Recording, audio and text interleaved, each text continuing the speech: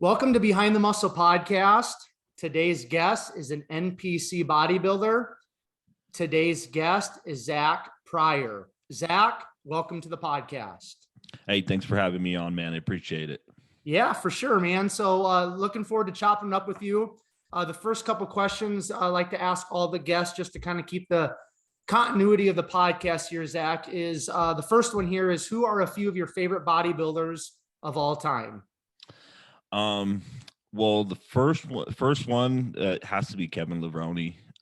Just his physique, the conditioning, the shape, the posing, his attitude, mentality. Like, to me, like, as far as overall, not just physique, although I am a big fan of the physique, I think just overall, Kevin Levrone, like, no questions asked. And then for a different reason, Dorian Yates, just the hardcore, all or nothing type of mentality, just almost like a bodybuilding monk type of dude, but just super hardcore. Once again, for the mentality, and then completely changing the trajectory of where bodybuilding was going, and just making such a big impact. Yeah, those are the two guys, hands down. Very cool, man. Very cool. Some dudes straight out of the 90s, huh? Absolutely. I'm a 90s guy, like all day. If you ask me the greatest era, it's always gonna be 90s. I'll argue anybody. Love it, man. Love it. All right. So why don't you let us know, Zack, at what age did you start lifting weights? And then why did you start lifting weights at that specific age? So we can go into it a little. I'll give you a kind of a brief rundown. So it was when I was 17. I was actually incarcerated at a juvenile detention facility, and one of the kind of privileges that you could earn was what was called the Mind Body Spirit group. And in that, I'll keep it short. We can go into it later, but basically you could earn that privilege to go, and they had a full weight room that the guy who ran the place had put in there, who was a former bodybuilder. And it was just something that's kind of to do in that sort of environment. There's not a whole lot of things that you have to do. And so they have like this little gauntlet that you go through for 2 or 3 days. And then if you go through that and they say, oh yeah, he's been good behavior and stuff, allow that. So that was when I was 17. And then trained throughout there. And then I got out and I didn't really stick to it. I kind of went back a little bit to my old ways and didn't really train, and then got back into it just randomly, like 24. And then since then it's just taken off. All right. So I kind of like to use that latter question just to kind of transition into the upbringing, the backstory. So you just mentioned a juvenile detention facility. So I'm assuming your upbringing was maybe a little bit unique. So why don't you tell us, Zack, first of all, just kind of like, where did you grow up? And since you've kind of already alluded to the juvenile facility, why don't you just kind of unpack your childhood, your younger years, kind of the way that you would like to share it? I'm assuming you probably shared it before. So I won't ask a whole lot of questions up until we get to maybe about the high school age. Why don't you just kind of share how you want to share it? Yeah, so kind of my upbringing was definitely very unconventional. I was born and raised in Salt Lake City, Utah. My parents weren't super stable financially, mentally, emotionally, and any of that. They both had issues with addiction and stuff like that. So I was around that sort of environment a little bit. And so we were always moving around. There was no stable anything. And I think that kind of messy sort of lifestyle kind of impacted me at a young age. And then eventually my grandparents had taken over because my parents it wasn't working out. But by then I was like, 11, 12, I was already kind of fucked up, whatever. And so did do good in school. Started getting in trouble. It was like around the age of 14 was when I got my first charge. Um, Felonies. Um, we won't go too deep into it, but got some there were aggravated assault charges, and so just it was, I was put in a better environment at that point, but I think the way that I grew up, I was just it was a little bit off, and so I didn't acclimate to good environments so well, I guess. Um, and then from then on, it was a lot of that. I went to juvenile detention, got out, and the big problem with that was the I was forced to go to what it was called an alternative school, where if you get kicked out of your regular school, or if you're at risk youth is what they would call it, they'd put you in one of these alternative schools with all the other at risk youth, which was obviously, if you really think about it, it's kind of a recipe for disaster. You take all these troubled kids and put them all in the same place. And so I think that definitely made things worse, because I started to hang out with, all the drug addicts, drug dealers, gangbangers, all this mix of juvenile delinquents. And so got into more trouble, got more charges, got robberies, burglaries. I got a million alcohol tickets, underage drinking, partying, drug charges, all that sort of stuff before. I mean, I had probably 4 or 5 felonies before the age of 18, which was a blessing, because once I turned 18, all that stuff gets sealed. And so I didn't have any felonies on my adult record. So yeah, that's kind of how it was throughout my teenage years. And then when I was about 17, I got a aggravated robbery charge. They sent me to this juvenile detention facility, where going back, that's where I started to lift weights, because in those juvenile detention facilities, I was usually pretty good. Like, I wasn't really. I think just I craved a little bit of structure. That's kind of how they presented it to me, and so thrived a little bit more off structure. And so I was pretty good in those environments. I got into a little bit of trouble, but nothing too crazy. And then, but yeah, that's when I started weight training, because the man that ran the facility was a former bodybuilder. I think he competed in the natural organizations, but he was fucking jacked, and he had put in all of his own equipment into one of the sections where they're called cottages, but they're sections that they house the inmates. And one of them, instead of having it house inmates, he put a full weight room into the middle of the section. So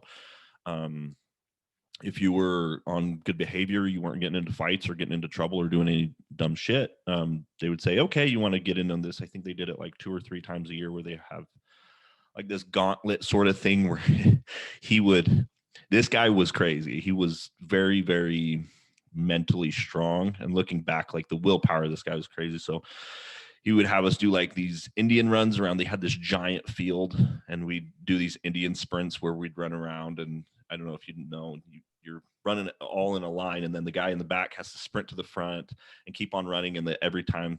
So it was pretty intense. And then they had like these it was like interval trainings where they staged up different exercises, and I mean, kids were falling off left and right. Like, there would probably be like 50 kids, and it'd end up being like maybe 10 at the end that were able to just pretty much escape by. And it was pretty brutal.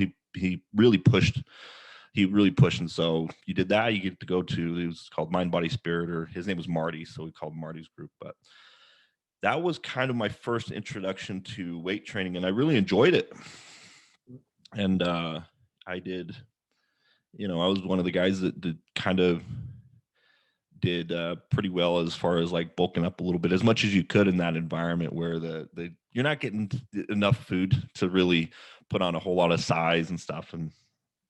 But it was fun. But then so after that, got out and just started hanging around the same sort of people, same sort of environment, kept getting in trouble. Didn't completely stop going to the gym. All I did was party and, drink and do drugs and just do stupid shit. So ended up back going to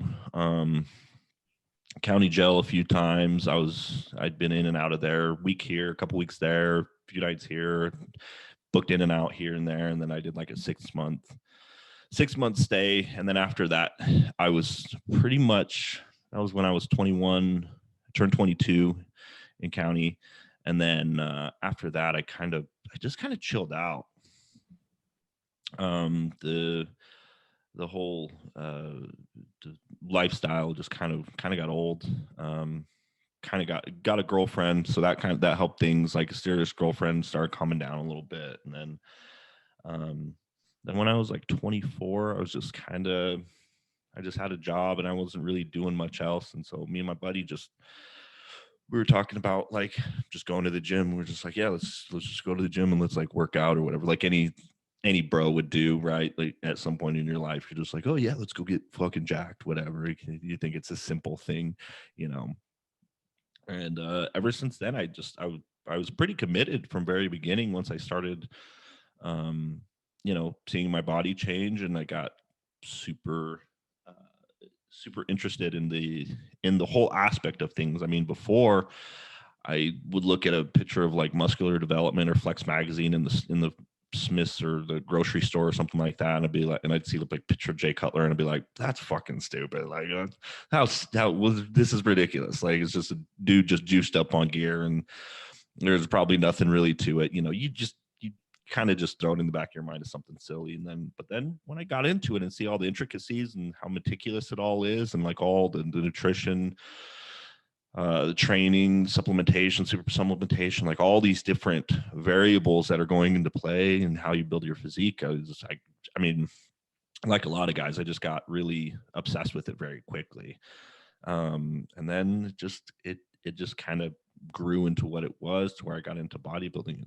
It's kind of funny. When I first got started, I always tell people this, like when I first got started, the ideal physique was like a small men's physique guy. It was this guy. I don't know if you've probably seen him. He's not too popular anymore, but Laszlo Angelov or something. Okay, yeah, he was like a men's physique pretty boy back in this was like 2014, 2015 when I started. He couldn't be more than $180, but he had abs, he looked good, he had cap shoulders and stuff. And then I was like, yeah, I want to look like that. And then I got up to like 190, and I'm like, oh no. And then I see Dorian and Jay, and then that's been the thing. So I mean, since then, just kind of has progressed as far as what I've wanted as far as my physique over the years. And then bodybuilding's completely like changed who I am as a person, like compared to who I was 10 years ago when I was 21, 22, just a reckless, crazy dude. Most people wouldn't really take me as that nowadays. I'm pretty laid back now. So bodybuilding has given me a channel to kind of put all that craziness that maybe I still have in me, to channel it towards something positive. And it's done tremendous positivity for my life. And so I kind of went on a long rant there. Oh, you're good, man. I love it. Now, before we spend the rest of our time talking bodybuilding stuff, I want to take a step back. So we won't get into the weeds too much about your childhood and your upbringing, but a couple of questions I do want to ask you about, the younger years. First of all, did you have anybody that you really looked up to when you were younger, whether it be maybe, an older sibling or maybe like an athlete or anybody like that? Or were you just kind of so caught up in, the fast pace, craziness of life, you didn't really look up to anybody?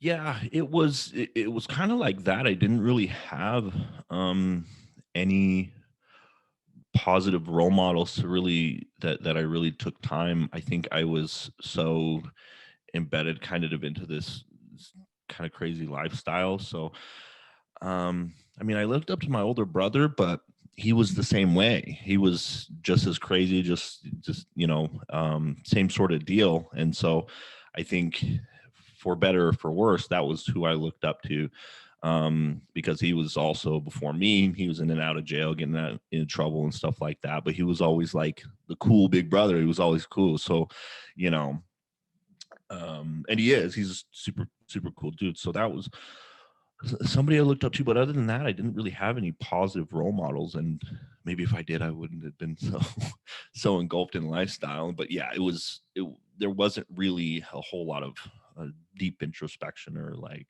anything like that, other than, I guess, when I was like locked up and I had more time to think about things. But I can't pinpoint anybody specifically that I would have Okay. looked up to necessarily. So that kind of, I guess, ties into the next question. Did you ever have thoughts? Maybe it was when you were maybe locked up and you were forced to maybe think a little bit about life. But did you have any aspirations or any thoughts about what you want to do when you got older, or what you wanted to be when you quote unquote grew up? Where were you at with that when you were younger? Man, it's I guess it's kind of crazy. Like when you're like a young guy and you're in that sort of lifestyle, like you look up to like drug dealers and stuff like that, because those are the guys with all the money, they're balling. So that's kind of when I was younger and I was in those environments and, run across guys that had a lot of money or something like that. Like that was like the cool thing, like in that sort of environment. And from that perspective, it's almost like, it almost looked like kind of like the rapper lifestyle. And so that was always like really appealing to me, because I think it's kind of appealing to anybody. It looks cool, flashy, you get money, girls, partying, all that sort of stuff. And so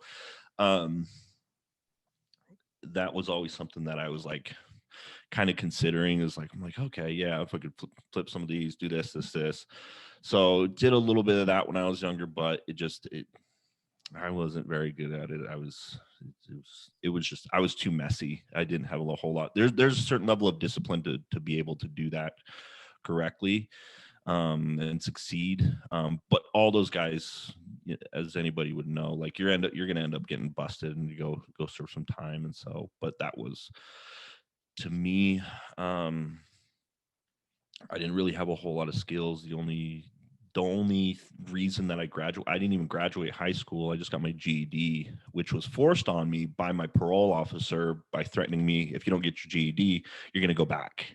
And so I was like, okay, cool, I'll go get my GED. And I was always relatively smart. Like I was never dumb. That was not to like toot my own horn, but I've always been, I would say, above average as far as intelligence goes. And that's just genetics. I didn't earn it. It just, so, not trying to like brag or anything, but so that wasn't necessarily the problem. I think just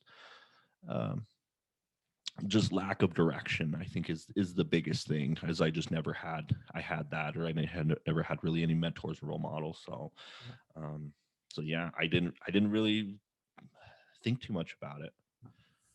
So kind of the last question pertaining to the younger years, as you've had time to reflect now as an adult, looking back on those years, what are some lessons you feel like you learned during those years that have, maybe spilled over into adulthood, that, you look back on those younger years, man, it was wild, crazy. I was, really stupid, which a lot of us are when we're younger, but there's always lessons in good and bad and indifferent. So what do you feel like those years taught you, or what lessons have you gleaned over the years from those younger years?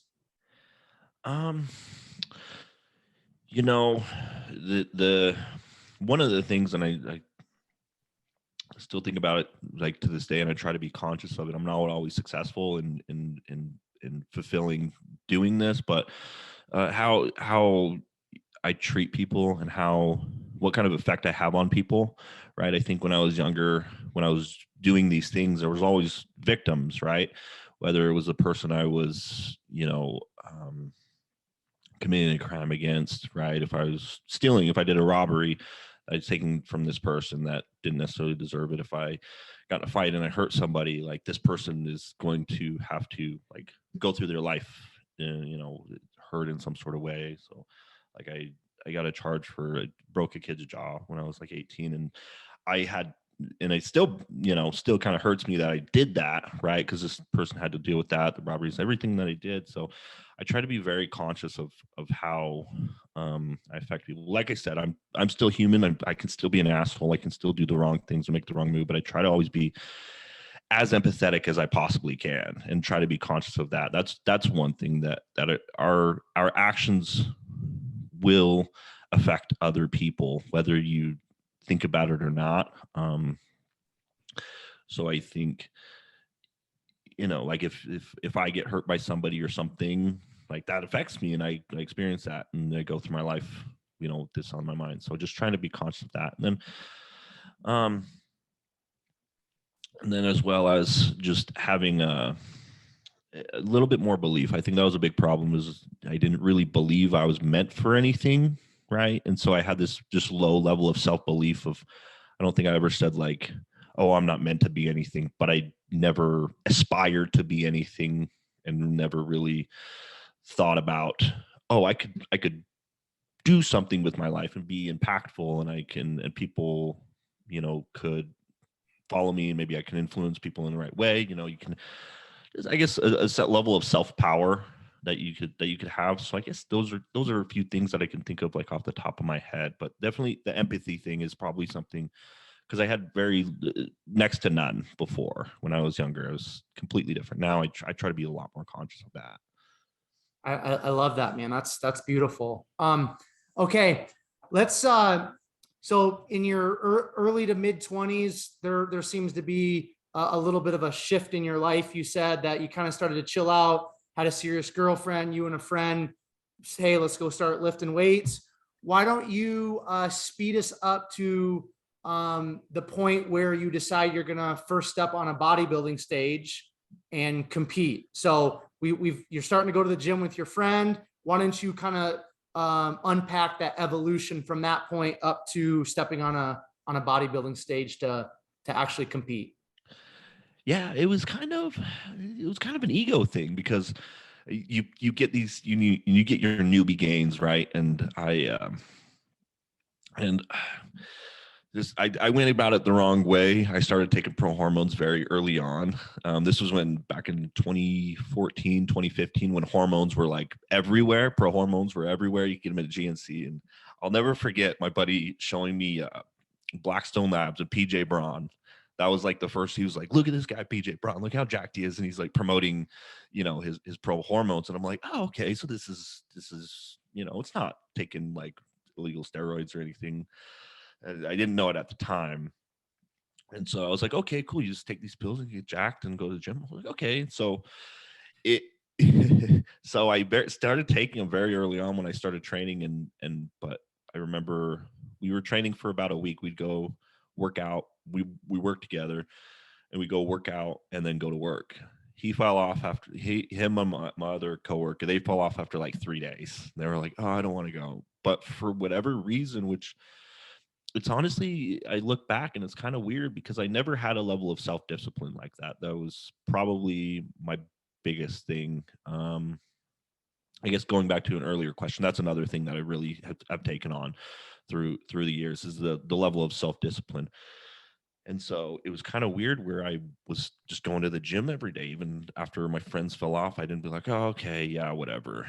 And I'm super thankful that I stuck with it, because it's completely changed my life. And so um yeah, and so I started going, and after a few weeks, I'm like putting on more size. The scale is going up, and I'm like eating food and like learning protein, carbs, fats, like the balance of everything, and just super intrigued by the whole thing. And so I do that for I don't know, about a year or so. I started out like 140. I think I got up to like 180 or something like that, kind of sloppy. 180, 190, not, you know, as good as you're going to get in your first year. And you know, after a little while, I am having people ask me like, oh, do you compete at all? I'm like, no.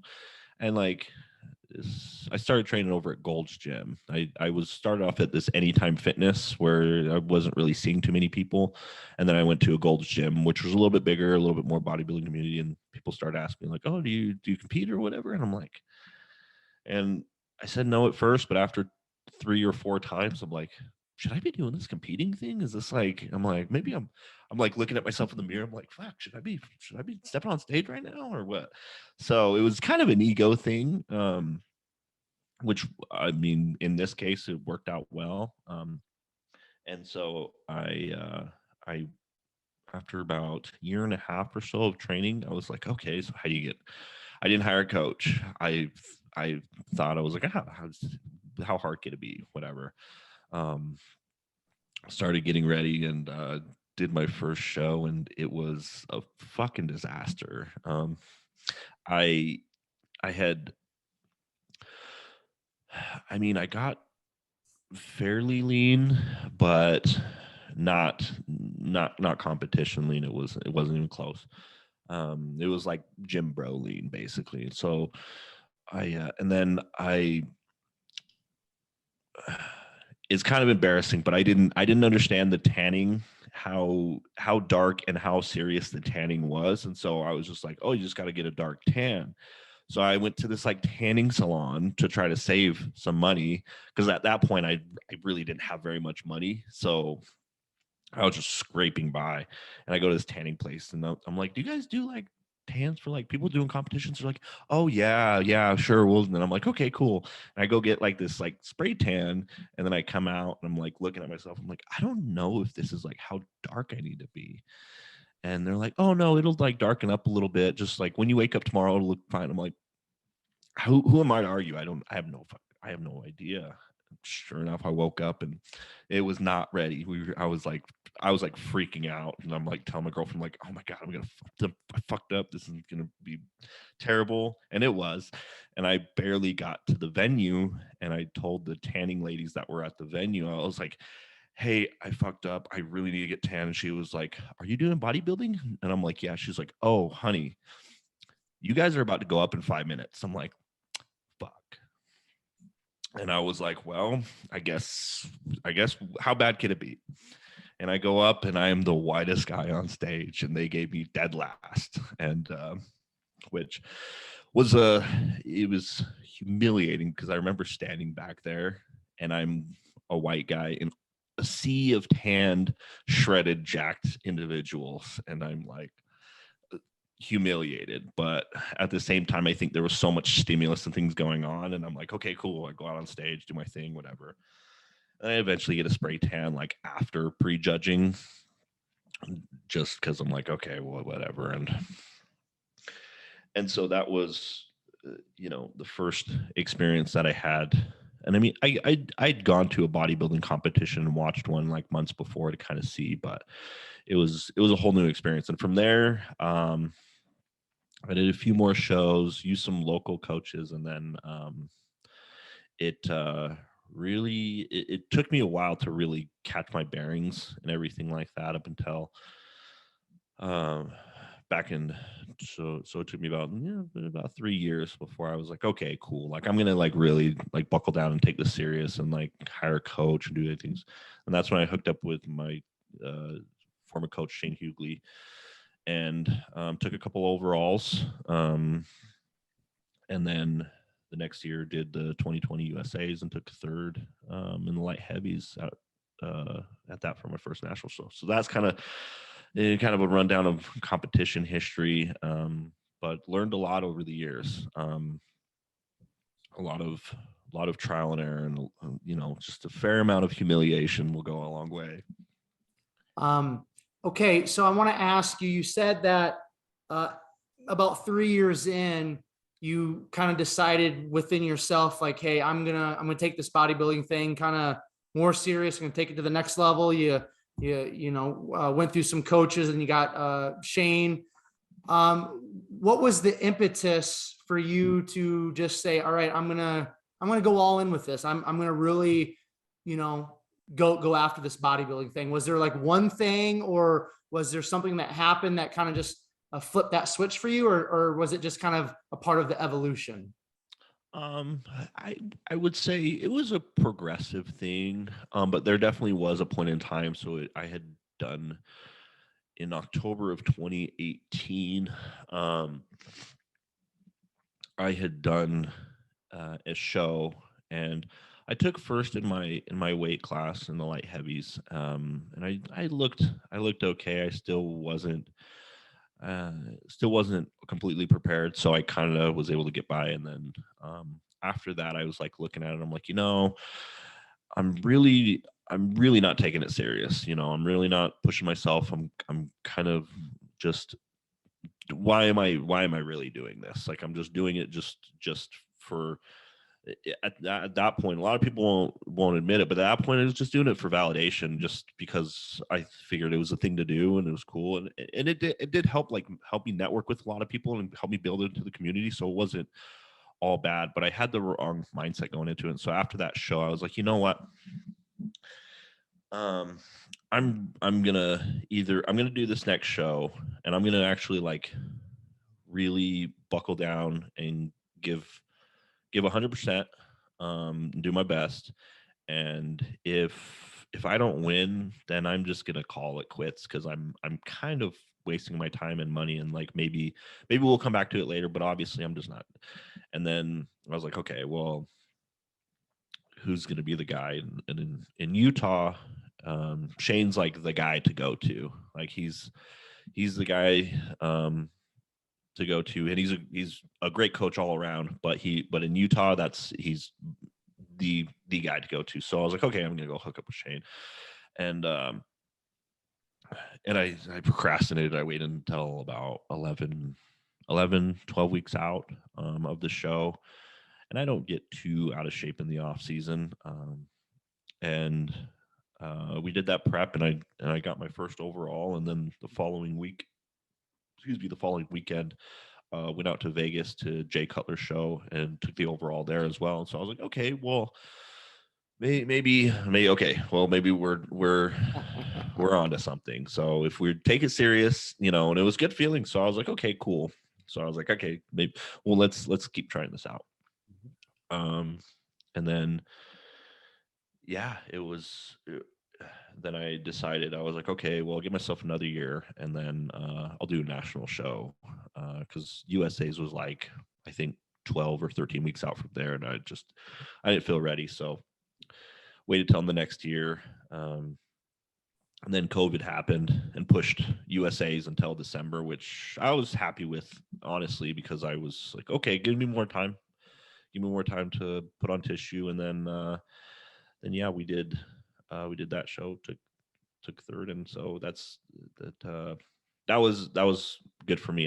All I wanted was first call outs. I was like, if I make first call outs, then I'm cool, good. I'm not going to go in expecting anything, but if I can make first call outs, I'm happy. And then we took third. So I was like, oh, okay, cool. So that was kind of the trajectory of how that all went. But yeah, it came down to, after that show, I was like, okay, it's either stop wasting time, shit, or get off the pot type of deal.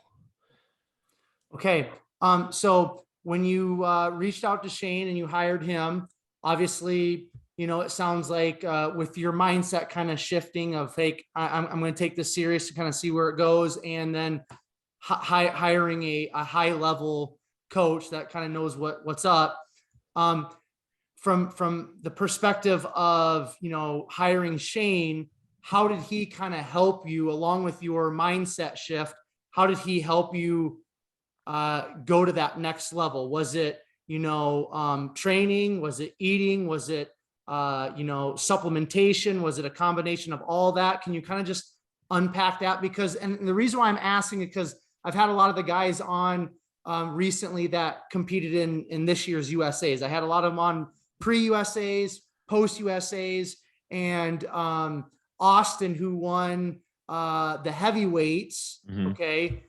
Looked great. I believe it was Austin Connolly. Yeah, Austin Connolly. Actually, Yeah. you know what? I take that back. It was Brandon Laird, Okay. the young man that won the light heavyweights at USA's. Okay. His coach is Ben Chow. All right. Yeah. And he's the one that told me, he said, you know what? He said, I really feel like Ben was the difference for me at USA's this year in terms of maybe I would have got my pro card, you know, if Ben wasn't my coach, but for sure I know that he was that difference this year of me getting that pro card. Like it just, the coach really matters. Right. They really do. Especially when you get to that upper echelon of NPC and IFBB. So what I'm trying to get at, what did Shane bring to you to kind of take you to that next level? Well, I think it was initially I was like, okay, if I'm gonna go to Shane, he's got pros, he's turning people pro every national show. He's sweeping the Utah shows and any like surrounding areas. So his if I'm gonna take it serious. So it was more of an accountability thing and an expectation thing. So me going into it, I'm like, it was, if I'm going to hire Shane, I'm going to take this serious because I don't want to waste this guy's time. I don't want to let people down, especially this guy where, you know, me and Shane have always seen each other at the shows and stuff. And we were always like, hey, what's up? How's it going? So we always kind of talked. And, you know, when I hit him up and I was like, okay, I want to do this. I want to do, I remember very specifically, and I sent him like this long DM or whatever, kind of like breaking anything down. I'm like, I just want to do the show, and you know, I want to do well, blah, blah, blah. And then his response was like one line. It says, "Let's get you that overall." And I was like, okay. So, and that was like, I was like, okay, this guy believes in me, and it was just funny because I sent him this, and then he's just like, let's get you that overall. Like, don't worry, buddy. And since then, I think it was having him there. He was always super supportive, super cool, very, you know, always hyping me up, making sure that, you know, that I feel like we're on track. And really helped me keep myself out of my own head. He never really had to talk me down or anything. I was never like really like freaking out at any point. And so everything went really smooth with Shane. So I think it was more his status at that point. I was like, okay, I got to elevate myself to match where he's at, and I'm not going to waste his time, and I'm not going to waste my time. So, with him, it was more the mental thing. Like I always handled my own training. So I just needed him to really dial in my diet and cardio. And for me, my body always responded fairly well to everything. My fat loss has always been pretty good. Never really had a huge issue with things. And so it was all very simple, streamlined with us. And so never really had any hiccups. And I think that was the big thing. I just needed a little bit of someone there that I respected, that I didn't want to let down, and that could keep me accountable and keep me on my shit. That was the biggest thing. There wasn't any like real crazy changes to training or diet or anything like that. He helped me dial things in, and always super supportive, and always hype me up. So Love it. Okay, so the last time you competed was USA's in December of 2020. Why don't you kind of bring us up to speed, Zack, in terms of, you know, did you take off 2021 specifically just to put on more size, more tissue? How has that gone? What are your plans for competing this year? Do you have the same coach? Do you have a new coach? Why don't you just kind of let us in on where we're at currently from the time that you stepped off a stage in 2020, 2021, up to where we're at today? Yeah. So I did 2020, walked away from that feeling pretty good about things. And it was, you know, the reason I took third, I was 10 pounds under the weight cap. So I weighed in at 189. Weight cap for light heavy is 198.5. And So I spoke with the judges. One of them specifically was Dylan. Dylan was judging that show, and he said specifically to me, he was like, man, if you hit that weight cap, or if you came down to hit that weight cap, you would have won that class. He was like, he's like, conditioning, you were the best conditioned, and you were just flat and you needed more sizes. And he's like, so just come back with more size. I was like, okay, cool. I was super stoked about that, because the worst thing that you could be told is you weren't shredded enough and your conditioning was bad. But he was like, nope, conditioning was on point. You just need to be bigger. Okay, I'll come back bigger.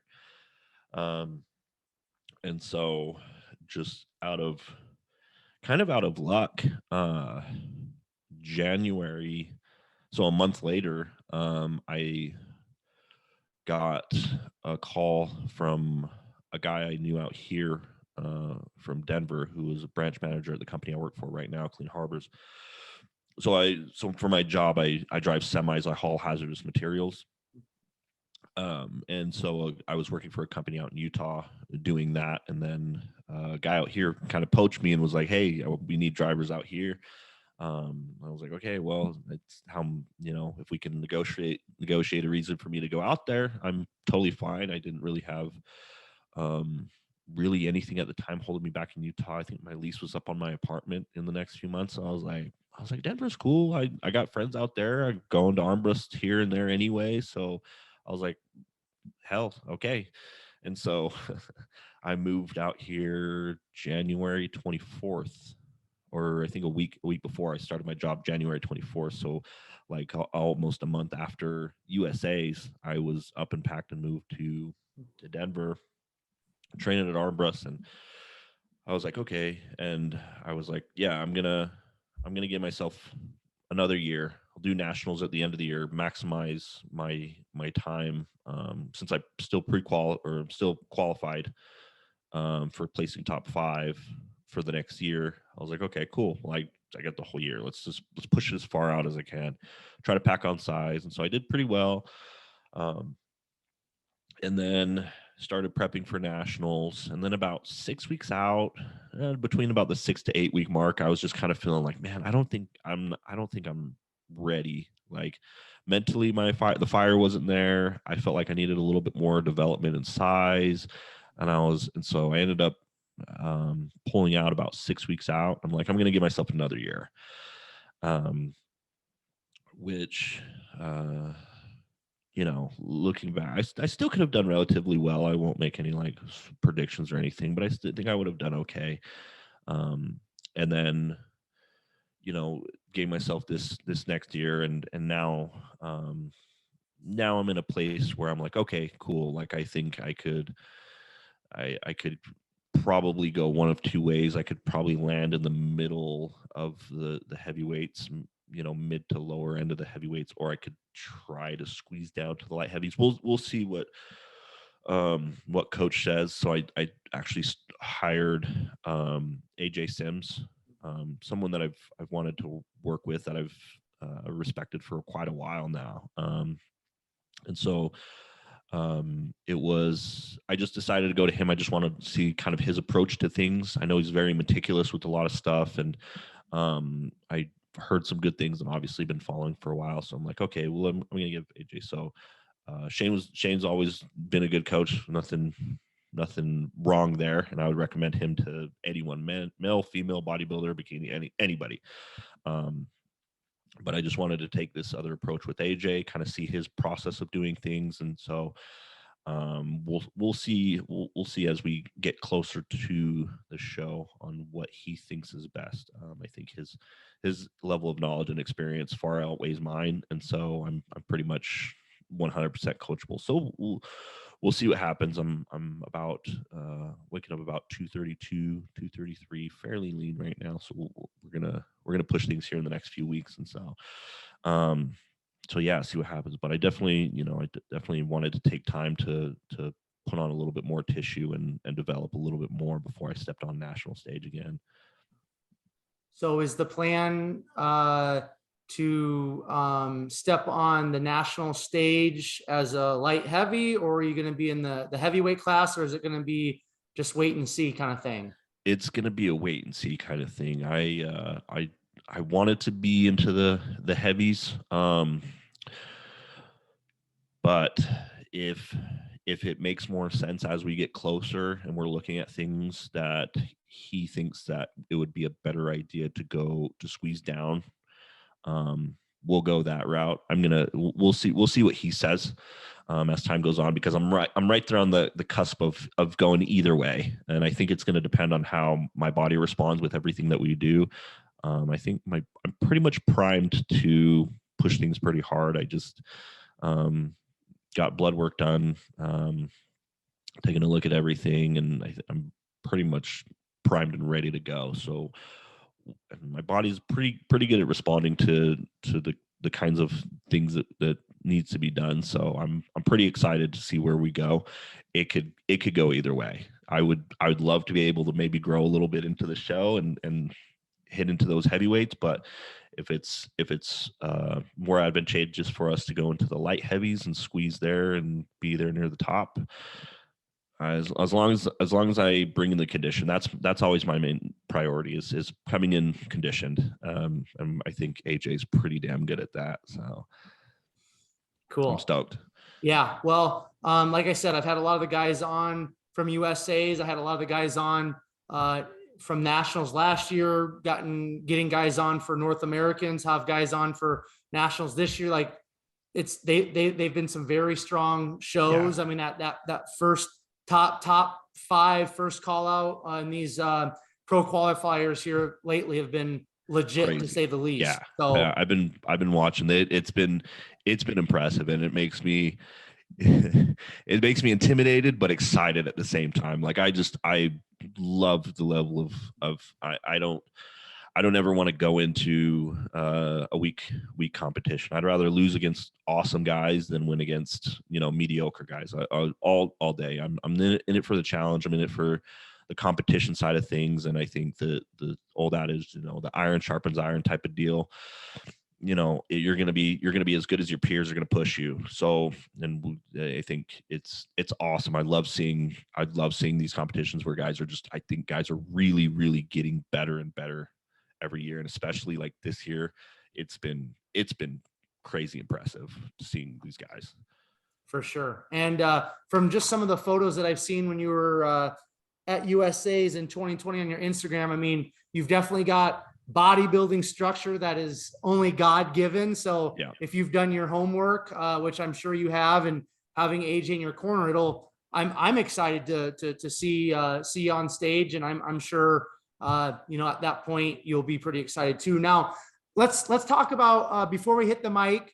I told you that I lived out in Denver for a while. Dylan has been a guest on this podcast. I had a more fitness podcast in the past. He was on that. I've been to Armbrust, been in Dylan's office, an absolute class act. I mean, just a, humble guy. Martin Fitzwater's been on the podcast. Some of the other pros that have Armbrust have been on the podcast. I mean, just talk about the environment. Talk about going from maybe Gold's Gym in Utah to Armbrust. How has that maybe been a factor in helping you progress as a bodybuilder? Maybe just go to that next level, because we know environment truly is everything. So touch on that for a second. Talk about Dylan, if you don't mind, because I really appreciate him a lot too. Yeah.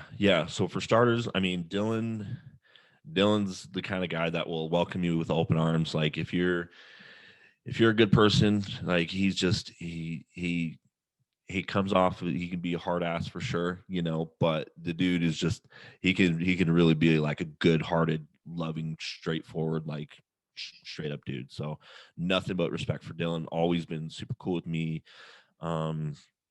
Actually he was posing with me just the other day, and just super supportive. Anything you need, come talk to me, whatever. And I got an office over there as well, and it's, so I run into him and we talk all the time, and always complimenting and super supportive, and nothing but good things to say about Dylan. Always, just like I said, just treated me like family from fucking day one. And the environment there that he's cultivated on Armbrust, I mean, it's definitely, you get a lot of the competitors in there, and it where I trained a lot over at the Vasa Fitness, which is like the commercial gym over there. I still have a membership there. They'll go and some days I'll train when I don't have time to talk to anybody. You go to arm breast, everybody knows everybody on arm breast, and so you're running into people, talking to people and stuff like that. So it can really turn into a social event, which for better or for worse.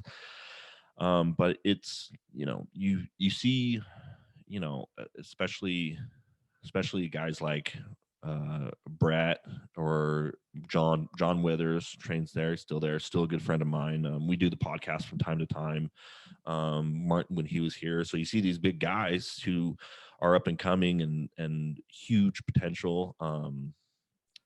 And it really forces you to like look at yourself and be like, damn, these motherfuckers are really, really pushing hard. They're really kicking ass, and they're making a whole lot of progress. And what are you doing? So it helps to keep you accountable. And I think some people, it can make or break them. Me, I really, I thrive off of that, and knowing that I can tell myself, hey, you can do better. Like, quit. Don't be a bitch. Like, you can push harder. You can do this stuff. Like, and so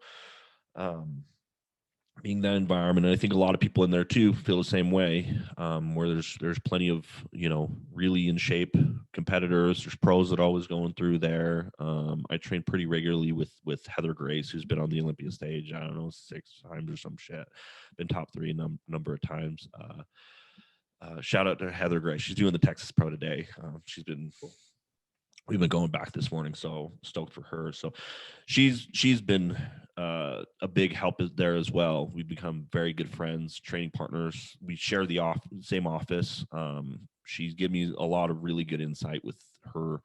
I don't know how many, 30, 40 years in the industry and competing and being around this whole thing. So she has a lot of really good insight. So the community is a big part. The environment pushes you.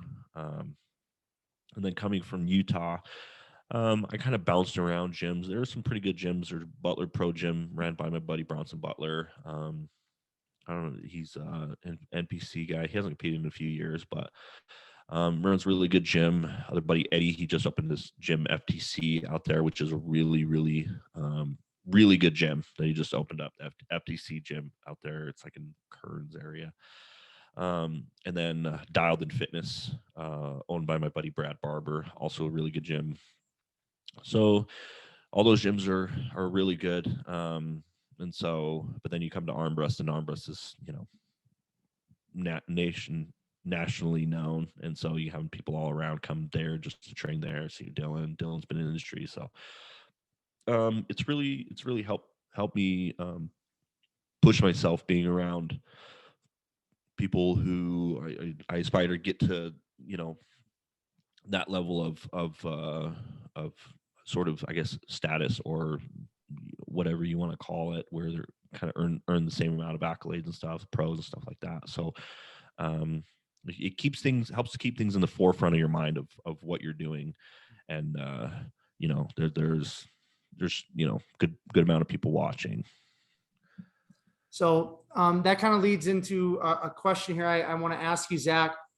How far do you want to take this bodybuilding thing? Do you kind of just like, are you focused on on nationals and then see what happens? Or do you allow yourself, or do you think it's important for yourself to set goals and think further in the future? If so, what is that ultimate bodybuilding goal for you? Yeah, so this has been something that's kind of been on my mind the last about year and a half or so. I mean, initially when I first started, I was like, yep, I want to go full time, full blown. I want to like push all the way as far as I can, turn pro, win a pro show, do the Olympia, the whole 9 or whatever. And over the last like year and a half, I'm like starting to get into other things, as far as like business and stuff, and just like looking at other avenues. And so I think I've given myself the next about 2 or 3 years to kind of see how well I do. and kind of putting everything I have, kind of going back on when back in 2018, 2019, when I said, I'm going to put everything I have into it, see what happens. If it works out, great. If it doesn't, we'll kind of switch gears. So right now, I'm fully invested. So we'll do this, and see how the next 2-3 years go. Ultimately, I mean, it'd be great to, push all the way and maybe make it to Olympia stage one day. But I don't want to be doing this when I'm 40. I'm 32 now. So I kind of gave myself like, let's see where we're at when we're like 34, 35. And that'll kind of be the cutoff, or kind of the fading out, I guess. But that's just kind of a rough estimate of kind of what'll happen, because I've been getting into kind of the MMA scene, working with, so I have my clothing brand, Savage Underdog, which primarily is started as like a bodybuilding fitness brand, but now I'm sponsoring a professional MMA fighter, Joel Haro, undefeated right now. He'll be fighting next month, for a title belt, and then hopefully get on the UFC radar here pretty soon. So that I've been in that environment, that community a little bit, and that's always something that I wanted to do, was train Brazilian Jiu-Jitsu and Muay Thai, which I did a little bit of Muay Thai training when I was incarcerated. There was a staff guy, he would bring in like DVDs and stuff, and he'd bring in bags that we'd kind of hit and stuff. And so fighting was always something that I wanted to get into right around the time I started bodybuilding. But bodybuilding just took over, and you're not really, you can't really do both, at least successfully. And so that's something that I've done some jiu-jitsu classes. I've done a little bit of Muay Thai and stuff like that. So that's something, another thing. I don't think I'd ever compete. I might be a little bit too old and a little bit too far behind the ball, but I definitely like to learn the martial art aspect, and learn the techniques, and just overall as a new challenge. And so I'm gonna start doing that kind of over the next few years, just incrementally, as much as it won't interfere with putting on size and bodybuilding and stuff like that. But that's something that I've been interested in. And then when I'm done with bodybuilding, it'll be I have no problem with downsizing down to like a cool shredded 200 or something like that, 190, whatever, and then doing other things. I just got this crazy stick up my ass that one day I want to do an Ironman. So that's clearly not going to happen while I'm bodybuilding, not while you're 220, 230. So I got these other things that I want to do, and then also, like I said, doing the working with the apparel brand. Like I said, I'm kind of incrementally doing my own podcast thing, and so I'm seeing these other avenues that I want to take in life. As of right now, I definitely want that pro card. Still want to get fucking jacked. Want to get put on some size and still do the bodybuilding thing. I love it, and I have a lot to owe, pretty much my whole life to owe to bodybuilding where I am now. It's changed my life, so I'm gonna take these next few years, really maximize everything that I do. If I see that I should continue to push a little bit, I'll push a little bit. But around, I think the age of 36, 37 in the next 5 years will be around the time that I'm moving on to other things. And so that's kind of where I'm at now. I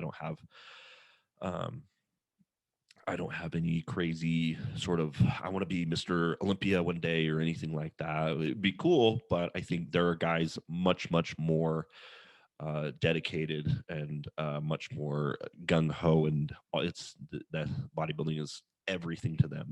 I've got just a whole lot of other things I would like to do in my life, which is totally fine, and I'm cool with that. But for now, we're gonna get fucking jacked. We're gonna get shredded, and we're gonna go for that pro card. Love it, man. Okay, so you kind of brought up business. That's where I want to kind of end our conversation today, Zach. I saw the Savage Underdog apparel on your Instagram, and checked out Savage Underdog on its own Instagram page. Why don't you just unpack that a little bit? I'm sure there's some sort of play in terms of your upbringing in terms of Savage Underdog. But why don't you talk about that? And then why don't you just talk about some of the other business stuff that you are pursuing or you have thoughts about? You said you have an office out of Armbrust. Is that specifically for the apparel, or what's that for? So talk to us a little bit about business, entrepreneurship, where your mind and heart are at in terms of all of that. Yeah. So the it's really kind of funny because I look back on how I was when I was younger, and like we said earlier, just any ambitions or any sort of hope or dreams or anything like that it just never occurred to me that these were possibilities.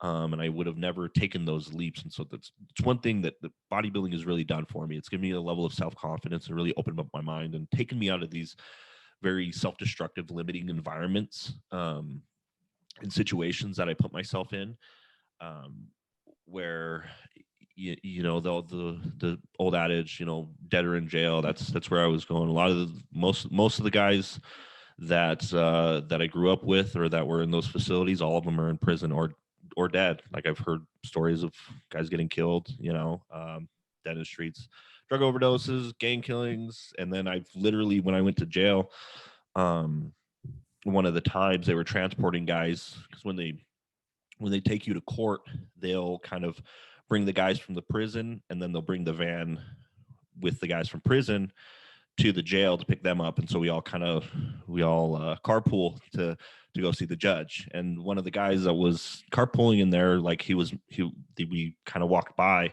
was my old roommate when we were 17. And this was 5 years later. And we kind of walked past, and I saw him, and it was just a brief glance, and I saw him, and he was in the jumpsuit and everything like that coming from the prison. They had him in all white jumpsuits, and I saw him. By this time he had all face tatted up, just gang tattoos everywhere, head to toe. And I'm like, fuck. I was like, this guy used to be my roommate. And we were like 16, 17. And now he's probably still in there. I would be very surprised if he wasn't. He was in the gangs and stuff like that. So, not to go off on a whole different tangent or anything like that, but just kind of reiterating, like, these were the things that were presented to me, and so your reality is based on kind of your experiences that you're going through.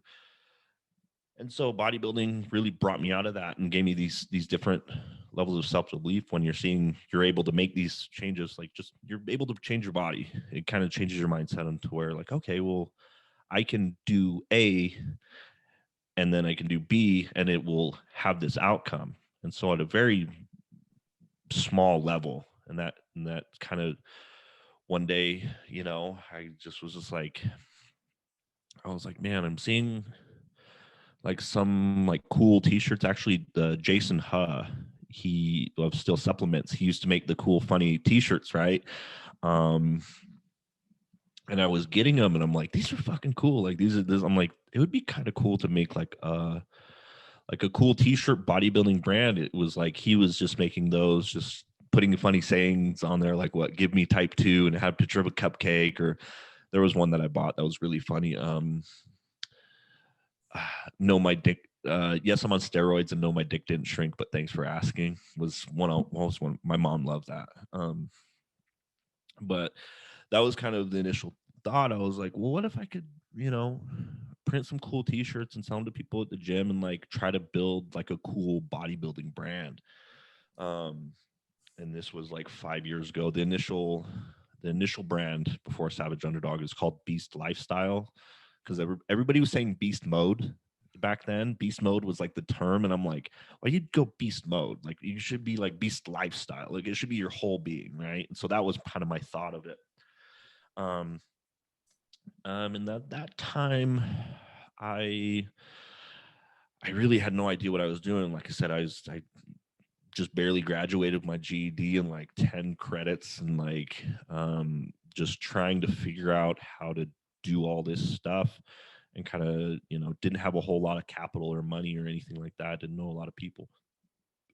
So it took a little while to take off, and I'm barely starting now that I have a better understanding of things, and I do a little bit. I'm able to put a little bit more into that. We're starting to gain a little bit of traction. So it's taken a few years. Just basically me figuring this thing out on my own as I go along, a lot of trial and error, and but it's been great. I'm really happy to see where it's going, and people around me are very supportive, and I have yeah, big expectations for the next few years. I think I'm really about to start ramping things up quite a bit, and then doing the podcasting. I started it actually like 2 or 3 years ago. We were doing it pretty regularly, and that's how I met Martin. I got him on the podcast, and then we just started doing it regularly, and then I started doing it with a few other guys, and it kind of grew, and then I just got so busy getting with the work that I'm doing now.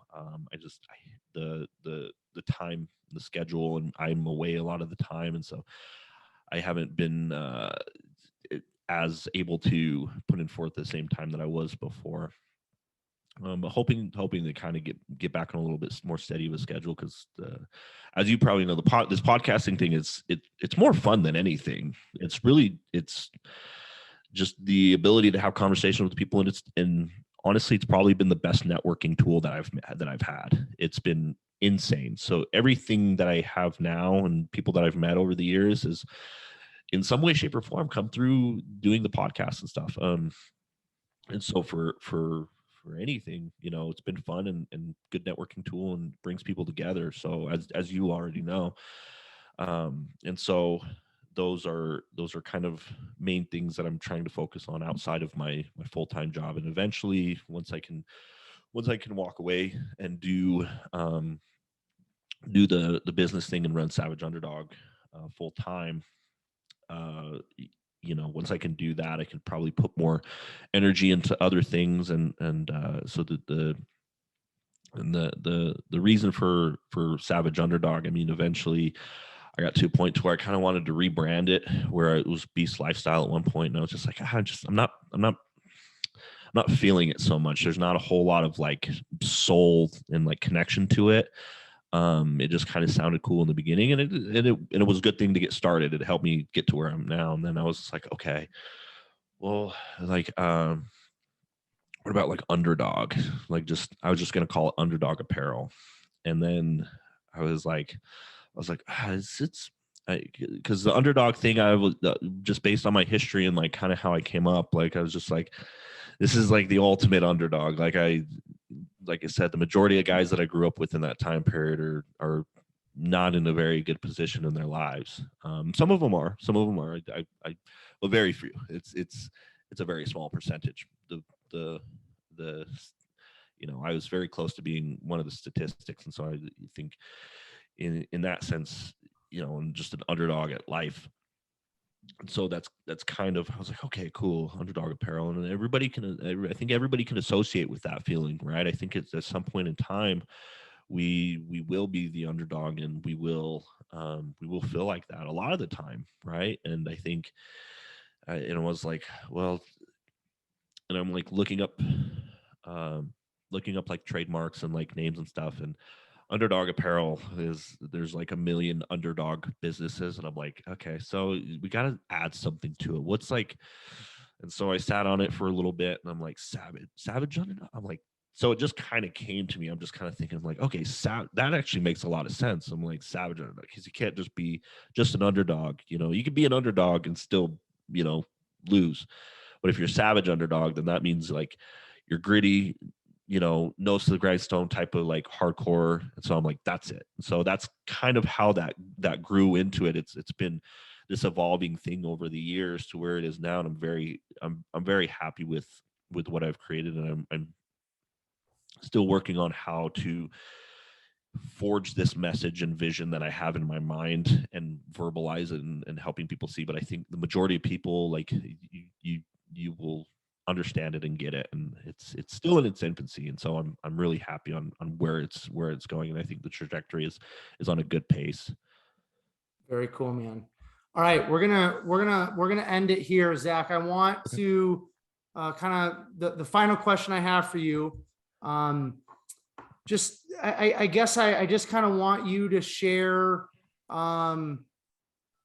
You've lived a unique life. You've had a lot of life experiences at a very young age. If you could maybe share with somebody that's maybe going through some stuff right now in their life, maybe speaking to your younger self, what are just some words of wisdom that you could kind of share with us that we could kind of glean from you today, from just your life experiences, bodybuilding, incarceration, business, what do you got for us? And then we'll finish it up there. I think, you know, it's actually funny. It's just this morning. I like to listen to like a lot of listen to or read like a lot of different type of psychological, psychological, but I mean I meant philosophical, psychological as well though. I was listening to a guy talking about like tenets of Buddhism, and one is that life is suffering, and two is that our suffering comes from our desire and an attachment to things. And so, if we are going through something, just need to understand that we're always going to be experiencing something, and you can use that as a tool to, work harder at something, right? If you're going through a difficult time, that can actually be turned around as a positive, right? If you have a family member that passes away, if you have, like a difficult thing happen in your life, go through a breakup, you lose a job, something like this. I mean, these are hard things that you're going to go through, but they're going to kind of happen in life, and you have to think about how you can utilize that as a tool. So like for me, if I'm going through something difficult, I try to channel that into like training or something like that, or I try to understand like where it's coming from. And just, there's a good and a bad to everything. Like any experience that we have, if we have a good experience, there's two sides to that coin, right? If let's hypothetically say you win, win your contest, right? The good thing is you win your contest. The bad thing is like, well, now you have to live up to a bigger expectation, or now you're held to a higher standard. There's always two sides to each coin. And so I think it's to more or less lean into the suffering that we experience in life, because it's not going to go away. And the more that you can lean into it, the better you're going to come out on the other end. You're going to go through this experience and that you're not going to feel good about, right? But if you can not only accept it, but try to see, okay, what can I take from this? What is this trying to teach me? So I think in this day and age, we are so conditioned in society to lean into comfort and convenience. We have everything given to us. I think it's a bad thing. We have Amazon. You can get anything you want, and you can get it tomorrow. You can watch Netflix. You can literally binge watch your life away, right? And just suck away your mental energy. You can scroll through Instagram, Facebook, social media. You can fight with people, and everything's instantaneous. You can DoorDash McDonald's right now. It'll be here in 20 minutes. So everything is instantaneous, instant gratification. So I think that's it's convenient, but it can also be a disease, right? So we have to learn how we can live our lives a little bit with a little bit more suffering. We have to have this, what I called controlled suffering. Like when you train, when you prep for a show, these are things that can actually sharpen you as a person, right? Especially in this world where everything's instant gratification. Instant gratification is a disease. Don't get me wrong. I'm just as guilty as anybody, but the more that you can be introspective and acknowledge of that, and like I said, force yourself to suffer a little bit more and understand that there's always something to be gained in the suffering. There's nothing to be gained in feeling comfortable. So I guess that in a nutshell, lean into the suffering. Wise words, man. Greatly appreciated. Okay. Zach, before I do a quick outro here, why don't you share with all of us where we can find Savage Underdog? What's your personal Instagram so that people can follow you and connect with you? Is there another outlet in terms of, people reaching out to you outside of Instagram? If so, what is that? And if you have any shout outs, any final words outside of the wisdom you just shared with us, the platform is yours. And then I'll do a quick outro and that'll end our conversation today. Okay. So platform is yours. Yeah. So my Instagram, just at Zack Pryor, just at ZACKPRIOR. And then the Savage Underdog is just at Savage_Underdog. You could probably just search Savage Underdog. It'll pop up. Those would be the main ways to get a hold of me. I run both those pages. And I'm pretty good about making sure respond to DMs and stuff like that. So those are literally the best ways to get a hold of me. So follow or whatever. Probably start a YouTube. I think I'm going to start a YouTube here pretty soon as well. Just trying to cover all outlets. But yeah, that's the main thing. And then I have my podcast, the Mindful Meathead podcast. I'm not super good about releasing episodes super regularly, but hopefully we're gonna get. I'm gonna try to block out my schedule a little bit better here in the upcoming months to better do that. And so as far as shout outs, off the top of my head, shout out to my good friend Heather Grace. She's competing today at Tampa. She's probably texted me a million times already because we were just talking before this. So she's super great. Shout out to Dylan, Armbrust, and everybody out here in Denver. It's been a very, very beneficial being out here in this environment, and I'm stoked to come out to Nationals. And I appreciate you having me on here. And hopefully we can do this again soon. Well, here's the deal, my man. I love bringing people on before they compete. And then I love bringing people back on after they compete, whether that's a pro card or not. So definitely after Nationals, man, love to get you on. Actually, you know what? Nationals isn't until December. We'll probably, I'll definitely try to get you on, 2-3 weeks out, kind of catch us up on prep. And then we'll get you back on after Nationals. Cause I'm pretty confident, man, that it's gonna go well for you, and I'm really looking forward to seeing you on stage, like I said earlier. So thank you, Zach, so much for your time today, my man. All of you who are tuning in to another episode of Behind the Muscle Podcast, I just want to say thank you so much. I value all of you. I appreciate all of you, because the fact is, if it wasn't for all of you, the podcast would not exist. You guys that are sharing these episodes on Instagram, those of you who are subscribing and commenting and just giving me all of this positive feedback, it's greatly appreciated. I don't need it, because when I started this podcast, none of that was there. I don't do it for that, but it definitely is always awesome to have support from other people. And it's really gratifying to be able to produce content, like this podcast, and have people that really are finding value in it and appreciate it. So thank you so much to all of you.